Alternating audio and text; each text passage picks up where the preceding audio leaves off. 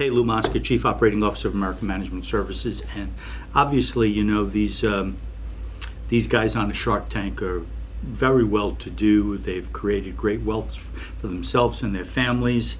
You can't argue with their success, especially a couple of them that started with absolutely nothing.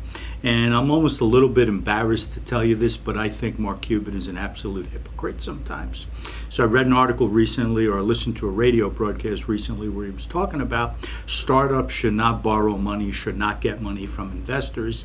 And then you watch the Shark Tank, and all he's ever trying to do is take advantage of some poor schmo who's looking for 30 grand, 50 grand, 100 grand, 200 grand to help jumpstart his or her business, right? So on one hand, it's don't take money from anybody.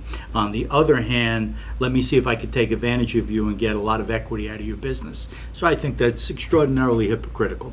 What I do agree with is that if you don't have an extraordinary passion for whatever business that you have, you shouldn't be doing it. I totally agree with that. So I'm going to give you a little case history, right? So while I like watching Shark Tank, I sort of call it to myself Shark Tank stupid, because I think sometimes the people that are there presenting are a little foolish, and I think a lot of times the sharks act like greedy little SOBs, and I got to tell you, that's not the way to help somebody. So having said that, I want to tell you the story about a young lady that I met many years ago who started a business in her living room, I believe, and had no money.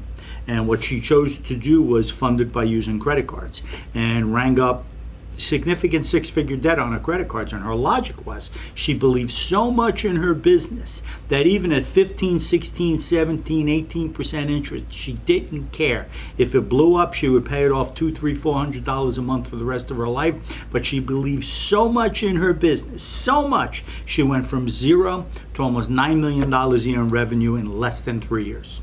She took a risk. She believed in herself. So I'm a firm believer in not taking money from friends, family, and fools, but I'm also a firm believer if you're going to take money from investors, there needs to be a buyout provision. So if Mark Cuban's going to give you 200 grand for 20%, then along with him giving you 200 grand for 20%, he wants that 20%, he should sign for you that you can buy it back at a certain point in time for a certain price so that you can regain your equity back. So listen, bottom line, all the sharks are very successful. I get it. God bless them. It's wonderful. I get it. But every time you go into that Shark Tank, anytime you go to an investor, they're going to try to take advantage of you. They're going to try to take advantage of you.